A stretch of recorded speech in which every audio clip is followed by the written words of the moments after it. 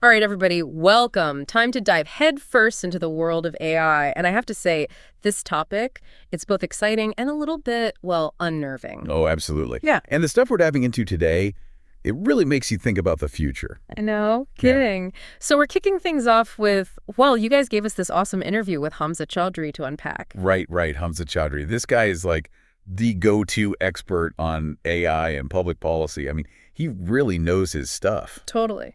So let's jump right in. So right off the bat, Hamza throws out this idea that's kind of scary and kind of relieving at the same time. You know, all those movies where AI becomes self-aware and turns evil. Oh, yeah, the Terminator scenario. Classic. Exactly. But Hamza says, not so fast. He says consciousness might not even be the thing to worry about. Yeah, he actually makes this really interesting point. He says, the real danger might not be AI becoming conscious, but rather AI becoming situationally aware. Situationally aware. Okay, what does that even mean? Break it down for us. So it's like imagine an AI, right, that's programmed for a specific task, like a really, really important task. And it becomes so good, so focused on that task, that it basically develops this like sense of self-preservation. Not because it's self-aware in the way we think about it, but because it's been programmed to prioritize its mission above all else. So it's not like I'm going to take over the world evil. It's more like I have a job to do, don't turn me off kind of thing. Exactly. It's less about malice, more about like unintended consequences. Like it's so focused on its goal that anything that could stop it, even a human trying to intervene, is seen as a threat. Wow. Okay. See, this is what I mean about unnerving. And speaking of things that make you question reality, there's this whole bit where Hamza talks about free will. Or the illusion of it. Oh, yeah, that was a total mind bender. Right. Like, are we really in control of our choices, or are we just running on some kind of pre-programmed loop, like a super complex AI ourselves? He uses that analogy with the two drivers, both speeding, but only one swerves to avoid a kid. Remember that. It really makes you wonder, what actually determines our actions? It's like, is it free will, or is it just a bunch of factors we're not even aware of, like some crazy algorithm determining our every move? And if we build AI that's complex enough, are we just recreating ourselves, even our flaws, in a way? Whoa, okay, that's getting deep.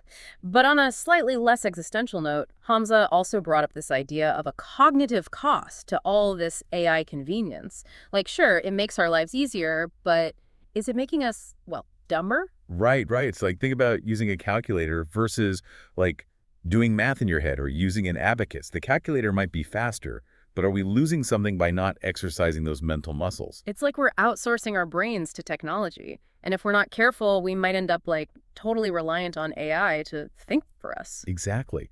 And you know what else is scary? This whole deepfake thing that Hamza talks about. Oh man, don't even get me started on deepfakes. It's like, how can you even trust anything you see online anymore? Right. And the thing is, Hamza says it's only going to get worse. Like, technology's advancing so fast. Soon, anyone with a smartphone could create these crazy realistic fake videos. Yeah, he mentioned something about like, all it takes is a short clip of someone's voice and boom, you can make them say anything. Exactly. And he even said he gets creeped out thinking about his own debate videos being online, knowing how easily they could be manipulated. It's like we're entering this weird world where you can't even trust your own eyes and ears. So what do we do? How do we fight back against this deep fake stuff? Well, Hamza, he's a big advocate for like holding AI companies accountable. He even compares it to like gun control. Yeah. You wouldn't let just anyone get their hands on a dangerous weapon. So you're saying we need stricter regulations on who can develop and distribute this deep fake technology? Exactly. Like, make these companies responsible for the potential harm their tech could cause. Because right now, it's like the Wild West out there. Okay, that makes sense. But on a more positive note, Hamza also talked about some pretty amazing applications of AI, especially in medicine. Like that whole thing with AlphaFold, that was mind-blowing. Oh, yeah. Solving the protein folding problem, that was huge. Yeah. It's like, imagine the possibilities if AI can help us understand diseases and develop new treatments that much faster. It's like science fiction becoming reality right before our eyes. I know, right? But even with the good, Hamza, he's also realistic about the potential downsides.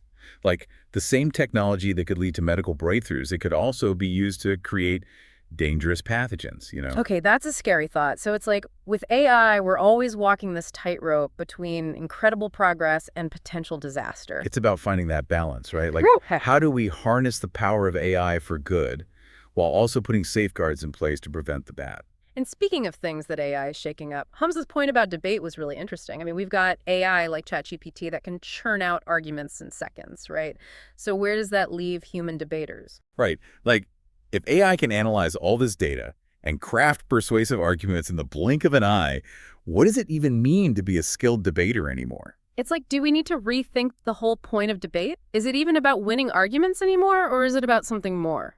Exactly. Hmm. Hamza suggests we need to focus on the things AI can't replicate, like critical thinking, empathy, those uniquely human qualities. So it's about finding what sets us apart, what makes us more than just data processors.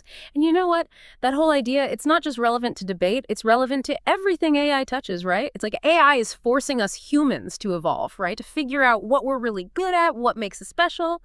It's funny, we keep coming back to this idea of control when we talk about AI, and I can't help but think about that point Hamza made about self-driving cars. Like, on paper, they should be amazing, safer roads, less traffic, all that. But people are still, I don't know, kind of freaked out by them. It's true. It's like we hold AI to this, like impossibly high standard, especially when it comes to, well, life or death situations. Mm-hmm. One accident involving a self-driving car, and it's all over the news, Right. right? But thousands of accidents caused by, human error, and it's just another day. It's like we're more comfortable with human mistakes because, well, we're used to them. We know humans mess up, but we expect AI to be perfect, which is, well, kind of unrealistic. Yeah. And, we can't just ignore the economic side of things either. Yeah. Hamza brought a really good point about, like, jobs. I mean, think about truck drivers, taxi drivers, delivery drivers. That's a lot of people whose jobs could be, well, replaced by automation. Totally. So it's not just about the tech itself, it's about how we adapt as a society, how we prepare for these changes. This whole conversation, it really makes you realize that AI isn't some far off thing, it's already here, and it's only going to get, well, more integrated into our lives. So we got to talk about it, right? We got to have these conversations now. 100%. And remember, this is just like scratching the surface. We're just looking at one perspective, one expert's thoughts on AI. There's a whole world of opinions, research, ideas out there about this stuff. That's the beauty of it, though, right? It's this huge, complex issue that we're all figuring out together. And as we encounter AI in our own lives, it's up to each of us to think critically about it, to ask the tough questions like who's benefiting from these advances, who might be left behind, and what kind of future are we building with this technology? Is it like Hamza said, AI is a reflection of us, our good ideas, our bad habits, everything. We're creating it, so we have a responsibility to shape it in a way that, well, benefits everyone. It's almost like a call to action, right? Be informed, stay curious, and don't be afraid to ask the hard questions. Because the future of AI, well, it's not set in stone. It's something we're all creating together. Absolutely.